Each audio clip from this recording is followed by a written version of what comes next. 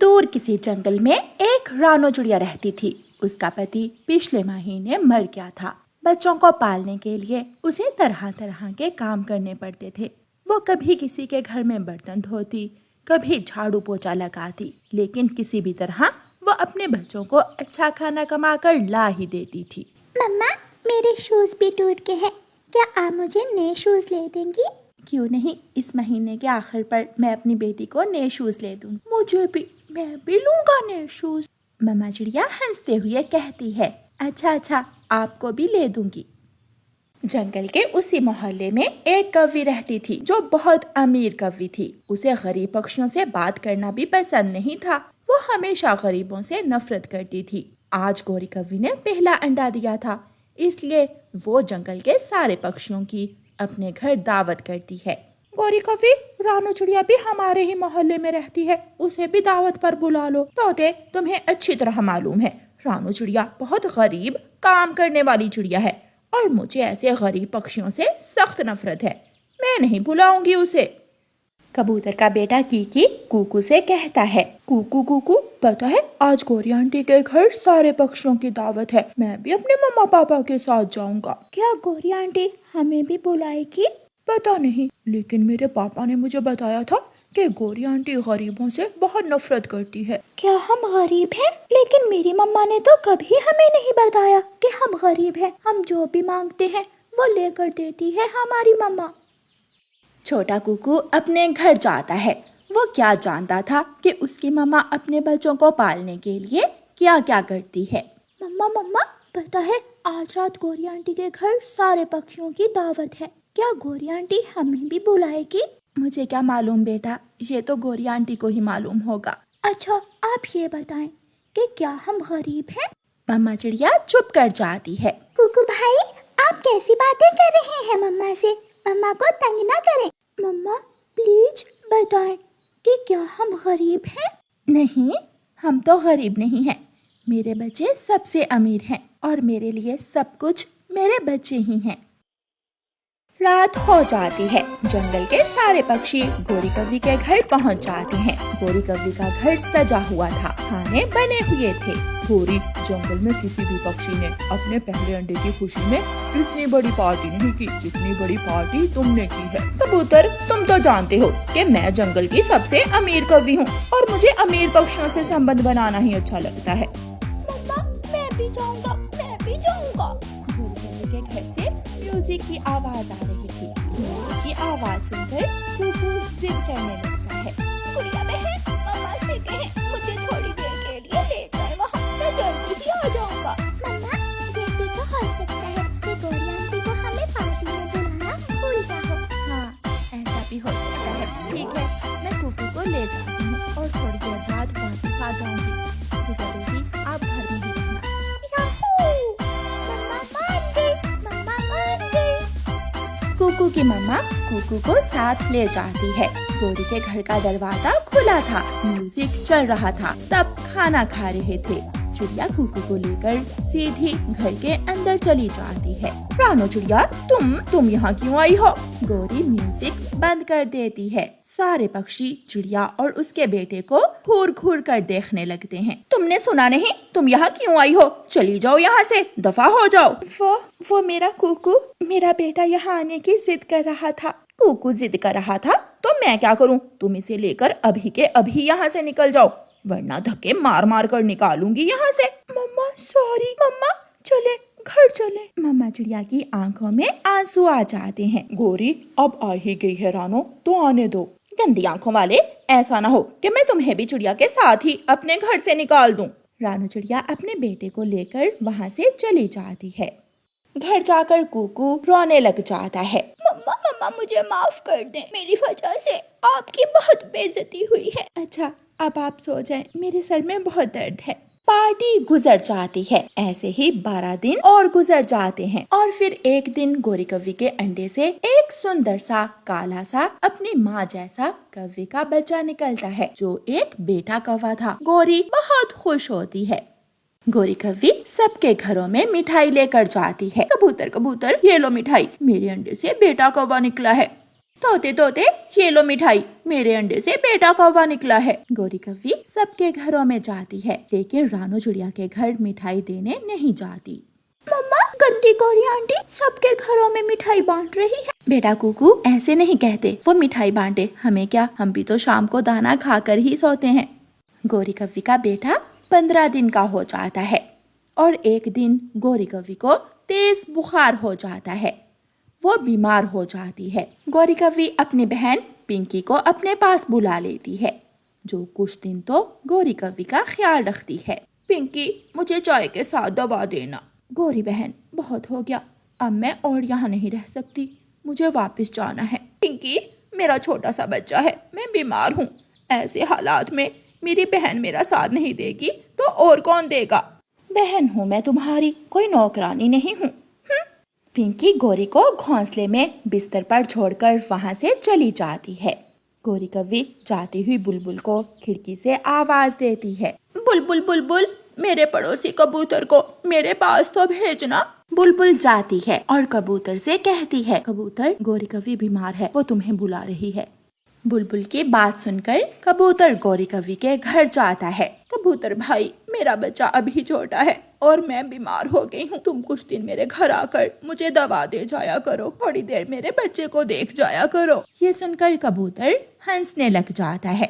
गौरी, मैं कोई मम्मा पक्षी नहीं हूँ, मुझे क्या मालूम कि बच्चों को कैसे देखते हैं और घर को कैसे संभालते हैं। कबूतर वहाँ से चला जाता है।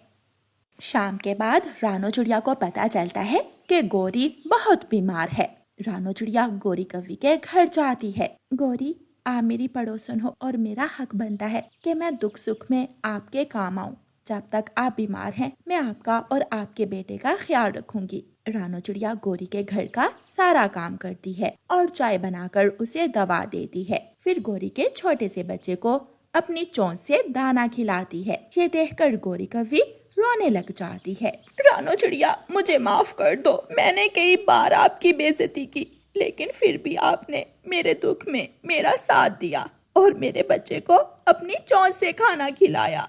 गौरी बहन, मैं गरीब जरूर हूँ, लेकिन दिल की गरीब नहीं हूँ। मेरे बच्चे रात को अच्छा खाकर सोते हैं और मैं हमेशा दूसरों की मदद करती हूँ। फिर गौरी कव्वी को एहसास होता है कि वो हमेशा गलत थी और संबंध हमेशा उसी से बनाने चाहिए जो दुख और सुख में साथ दे। प्यारे दोस्तों, इस कहानी को लाइक और चैनल को सब्सक्राइब करना बिल्कुल मत भूलना। आपका धन्यवाद। रानू चिड़िया की ऐसी कहानियाँ सुनने के लिए YouTube सर्च बार में रानू चिड़िया की कहानी लिखें या फिर ये बटन दबाकर बोलकर कहें, रानू चिड़िया की कहानी। गुड़िया चिड़िया ने अपनी स्कूल की पढ़ाई मुकम्मल कर ली थी। अब उस जंगल में कॉलेज नहीं था। आगे की पढ़ाई करने के लिए गुड़िया बहुत परेशान थी। गुड़िया बेटी, मैं जानती हूँ आप और आगे पढ़ना चाहती हो। आपके पिता की भी यही इच्छा थी कि मेरी बेटी पढ़ाई में बहुत आगे जाए। आप चिंता न करें बेटी, मेरी सहेली वाले जंगल में कॉलेज है। आप मेरी सहेली के पास रहकर कॉलेज की पढ़ाई पढ़ लेना। मम्मा, मैं सच में बहुत परेशान थी। मैं पढ़ना चाहती हूँ, मैं ग्रेजुएट की डिग्री लेना चाहती हूँ। मम्मा, क्या आपकी सहेली मुझे अपने घर में रख लेगी? पागल, मेरी बचपन की सहेली है, बहुत अमीर है, एक ही बेटा है उसका और घर इतना बड़ा है मेरी सहेली का। ये सुनकर मम्मा चिड़िया की बेटी गुड़िया चिड़िया बहुत खुश हो जाती है और वो नदी पर पानी पीने चली जाती है। बुलबुली बुलबुली, पता है मैं अपनी मम्मा की सहेली के पास पढ़ने जा रही हूँ। मैं कॉलेज की पढ़ाई अपनी मम्मा की सहेली के पास रहकर पढ़ूंगी। गुड़िया, जो भी हो, कोई माँ नहीं बन सकती। वहाँ कौन आपका ख्याल रखा करेगा? कौन आपके लिए सुबह सुबह उठकर नाश्ता बनाया करेगा? मुझे कोई चिंता नहीं है, ऐसे छोटे मोटे काम मैंने सीख लिए हैं। मैं बस पढ़ना चाहती हूँ।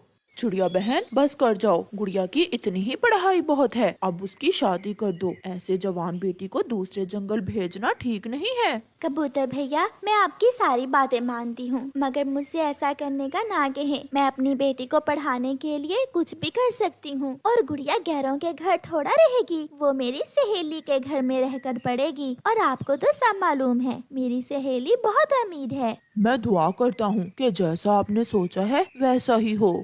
फिर दूसरे दिन गुड़िया सुबह सवेरे ही उठ जाती है। गुड़िया बेटी, अपना बैग तैयार कर लिया है आपने? जी मम्मा, मैंने अपना बैग तो रात को ही तैयार कर लिया है। मैंने अपनी सारी जरूरत की चीजें अपने बैग में रख ली हैं। बेटी मैं अभी आती हूँ। फिर चिड़िया तोते के घर जाती है। हरियाली बहन, 200 रुपए की जरूरत बन गई है आपकी सहेली को। क्या आप मुझे 200 रुपए दोगी? क्यों नहीं चिड़िया, मुझे सब मालूम है। आप अपनी बेटी को कॉलेज की पढ़ाई के लिए अपनी शहर वाली सहेली के पास छोड़ने जा रही हो। ऐसे समय में अपने ही काम आते हैं। मुझे बहुत खुशी है। ये ले, ये आप 200 रुपए रख लें। और हाँ, ऑटो पर जाना, उड़ते उड़ते गुड़िया थक जाएगी। आपका बहुत बहुत धन्यवाद हरियाली सहेली, मैं वापस कर दूंगी आपको। मैं ये पैसे वापस नहीं लूंगी, ये मेरी तरफ से गुड़िया को गिफ्ट है। अब मैं चलती हूँ, हम आज ही जा रहे हैं। सारा इंतजाम हो जाता है। गुड़िया अपनी मम्मा के साथ ऑटो में बैठकर अपनी मम्मा की सहेली के घर जा रही थी। गुड़िया पहली बार दूसरे जंगल जा रही थी। मम्मा, आपकी सहेली का घर बहुत बड़ा है?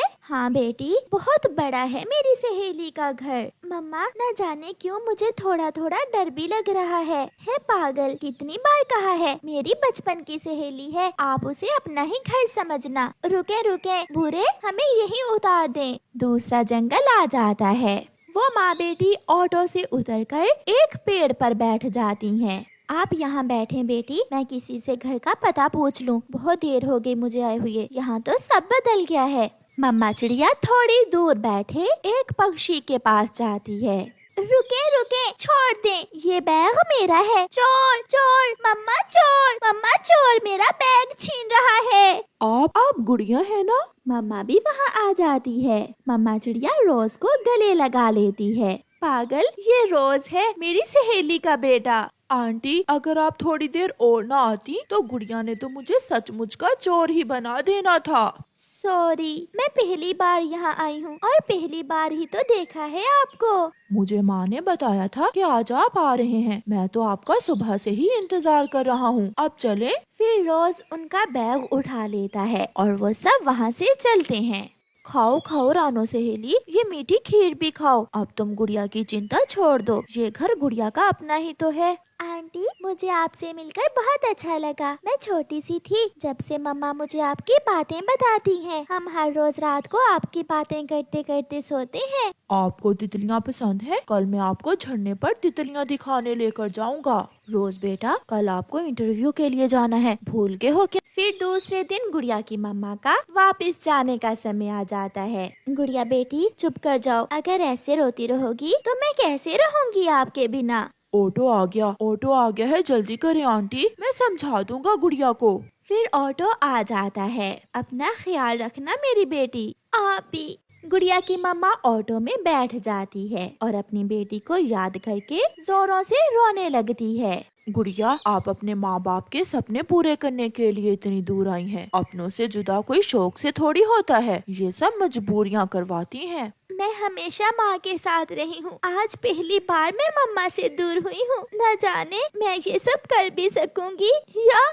ऐसा ना कहें, आप जो सपने सजा कर यहाँ आई हैं, वो सपने आपको सच करना होंगे। इसी में आपकी मम्मा की खुशी है। फिर गुड़िया का एडमिशन वहाँ के बड़े कॉलेज में हो जाता है। गुड़िया का कॉलेज घर से ज्यादा दूर न था, वो उड़कर ही अपने कॉलेज चली जाती थी। गुड़िया, नाश्ता वगैरह बनाना आता है ना आपको? पढ़ाई के साथ साथ ये सब भी बहुत जरूरी है। मगर मम्मा, नाश्ता बनाने के लिए तो काम वाली है ना। बेटा, बेटियों के लिए ये सब सीखना बहुत जरूरी होता है। आंटी, आप चिंता न करें, मैं रसोई का सारा काम कर सकती हूँ। मैंने सारे ही काम मम्मा से सीख रखे हैं। फिर गुड़िया रसोई में काम भी करती, समय पर कॉलेज जाती और रात को देर तक अपनी पढ़ाई करती।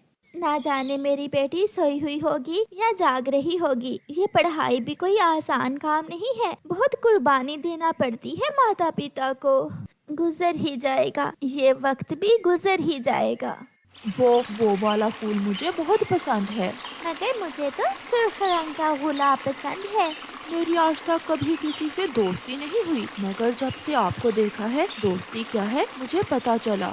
जब मैंने यहाँ आना था तो मैं बहुत डरती थी, मगर आपसे मिलकर मुझे ऐसा लगा कि आप और मैं एक दूसरे को बचपन से जानते हैं।